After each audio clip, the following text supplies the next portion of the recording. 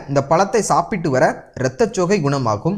இதில் இருக்கக்கூடிய அதிகப்படியான இரும்பு சத்து புதிய இரத்த செல்கள் உற்பத்திக்கு உதவி செய்யும். இரத்த அளவு கம்மியா இருக்கிறவங்க இந்த பழத்தை சாப்பிட்டு வர புதிய இரத்தம் உற்பத்தியாகும். அதோடு உடலில் உள்ள இரத்தமும் சுத்தமாகும். 2. கல்லீரல் புதுப்பிக்கப்படும். இந்த பழத்தை சாப்பிட்டு வர கல்லீரலில் உள்ள டாக்சின்கள் அனைத்தும் வெளியேறும். அதோடு கல்லீரலில் உள்ள கழிவுகள் அனைத்தும் வெளியேறி கல்லீரல் சுத்தமாகும். இதன் மூலமாக கல்லீரலில் உள்ள ஒவ்வொரு செல்களும் புதுப்பிக்கப்பட்டு புது பொலிப்பு பெறும்.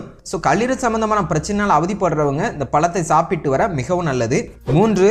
நரம்பு மண்டலம் சம்பந்தமான பிரச்சனைகள் குணமாகும். நரம்பு மண்டலம் சீராக செயல்படுவதற்கு ரொம்பவே அவசியமான சத்து அப்படின்னு பார்த்தீங்கன்னா விட்டமின் பி.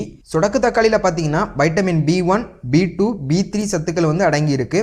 ஸோ நரம்பு சம்பந்தமான பிரச்சனையால் அவதிப்படுறவங்க இந்த சொடக்கு தக்காளியை சாப்பிட்டு வர நரம்பு சம்பந்தமான அனைத்து நோய்களுமே குணமாகும். குறிப்பாக கீழ்வாத நோயினால் உண்டாகக்கூடிய மூட்டு வீக்கம் மற்றும் மூட்டு வலி போன்றவற்றை குணமாக்கும்.